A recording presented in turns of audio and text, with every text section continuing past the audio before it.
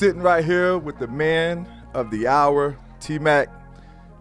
I'm going to start this out real quick. Talk to us a little bit about the name. You say you can say my name. You done studied it. Let me hear it, man. Tetairoa. That's wrong?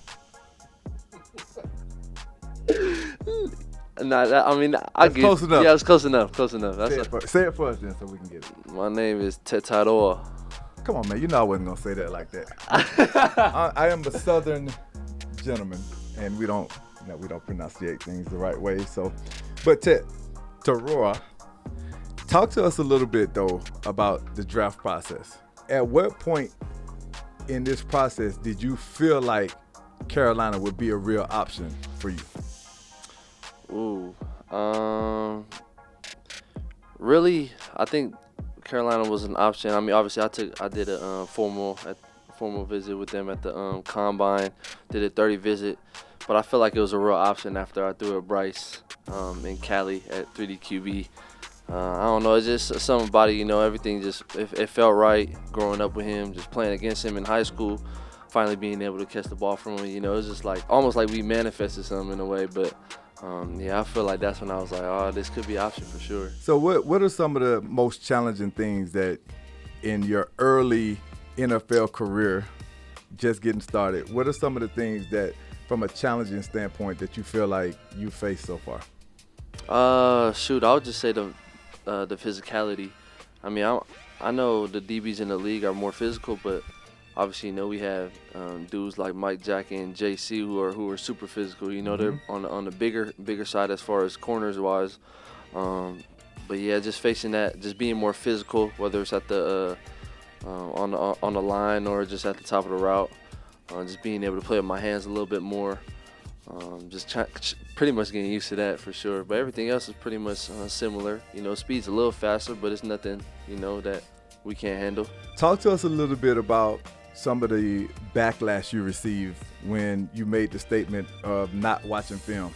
So what are some of the things that you've learned since you make that statement, and how has that transition been? Because you can't play in the NFL without watching film. So I know that's not something that's happening. That's what I tell everybody. Obviously, when that whole video came out, I went to all these 30 visits. All the coaches was asking me about it.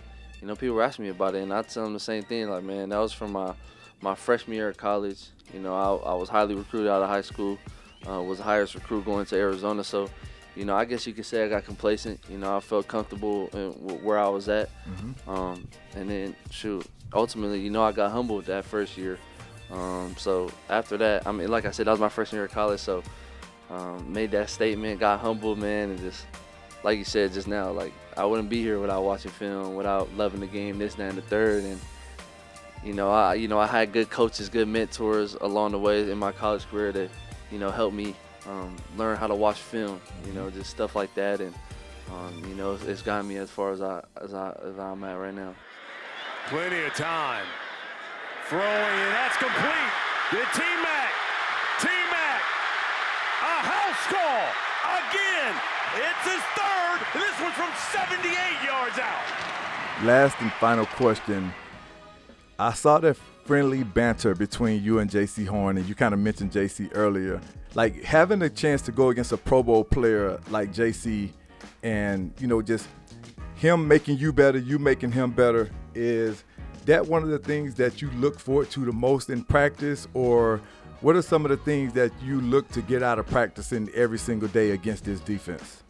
Yeah, I mean, ever since I got drafted, I was super fortunate enough not only to be with a good quarterback and a good receiver room, but to go against someone like JC every day in practice. And I know PFF or whoever it was had JC ranked like 20-some DB in the league, but man, that boy good.